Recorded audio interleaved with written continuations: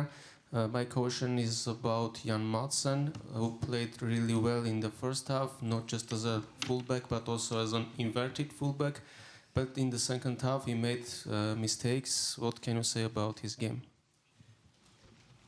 So first of all, before I answer that question, congratulations to Real Madrid, to Mr. Carlo Ancelotti and his team.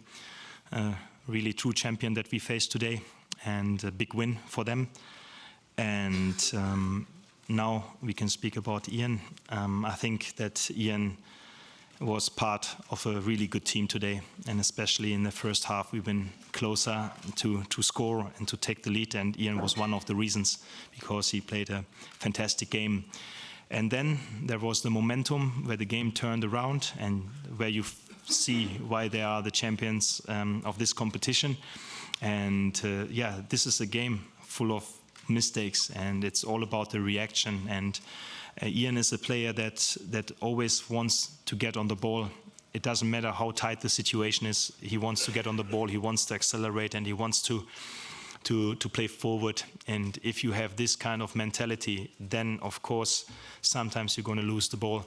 And so no hard feelings or whatsoever about Ian, because they did similar situations in the first half, but we didn't show the efficiency to score. And I'm quite sure that Ian is going to learn from that night, and that he's going to have a bright future.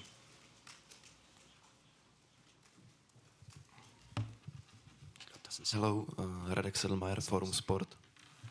I think you deserve a big hat off for the way you respectfully approached the result of the final. But don't you think it should have come earlier on your part to replace the players? Thank you.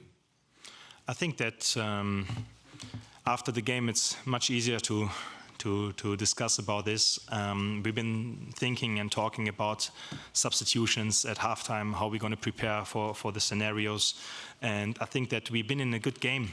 So it was a very even game also in the first 15-20 minutes of the second half. But again, the quality of the opponent is incredible, and when you see how we lost the momentum of the game through a set piece, this is something that we have to learn from. I think that if you see the state of fatigue in that game, we've been good, and yeah, in the end, of course, not today, but maybe from tomorrow on, we're going to analyze also our performance as coaches, what we have to learn from this game. But in the end, if you see, we've been always dangerous in terms of ball possession. If we build up with 4, if we build up with 3, we've been very dangerous on counterattacks, but we couldn't manage to score, and that was the key why we didn't manage to win that game. Hello, Mr. Diogo Reis, Bola na Rede. José Mourinho gave you a hug and tell you something. Can you tell something about that? So first of all, I think he told me something, because it was important for him to tell me something. So I won't forget this moment. It showed again what a big coach, and especially what a great person he is, and what a character he is. And I know him now for a while, when we faced each other here in England, and he just showed again what person he is. Hello, Coach. Sorry for the loss, but you guys were the best team for the first 70 minutes at least. I was wondering, what did you tell to your players in the locker room after celebration, after going to say hello to your fans? So, of course, there was a big disappointment within the group, within the staff, because I think that we saw a great final from two sides, and what is really good is that we showed from the first whistle that we are here not to play a final, then we are here to win a final, and this is why we feel this mixed feelings. And again, it was also the final game of the season, So there are players that are going to leave the team, that are going to leave the club, and it was like a very emotional moment inside the dressing room.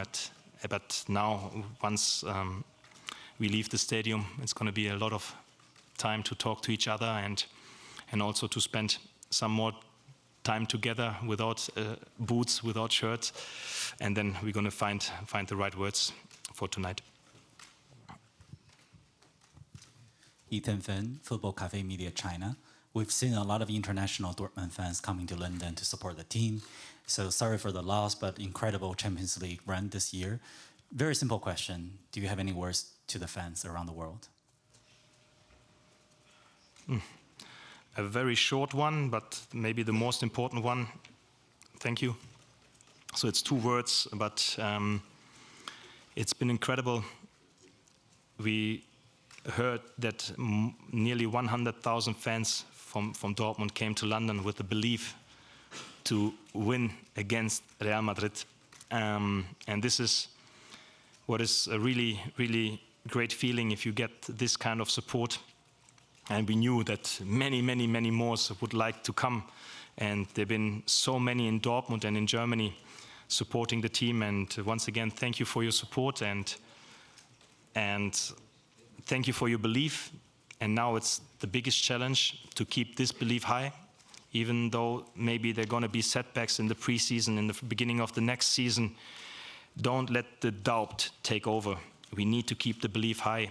And if we all together keep the belief high, we're gonna be back, and we're gonna bounce back. We're gonna learn from this, and we're gonna get another chapter from tonight, and it's gonna be another chapter for our pathway to success. One last question there. Hi, Edin. Stefan Binkowski, Transfermarkt. When Jadon Sancho joined the club in January, he lacked fitness, he lacked belief, but you felt he was ready to start a Champions League final tonight. What do you put the reasons behind his comeback this season, and what's the reasons behind him returning to form, and have you spoke to him about what he should do next in his career?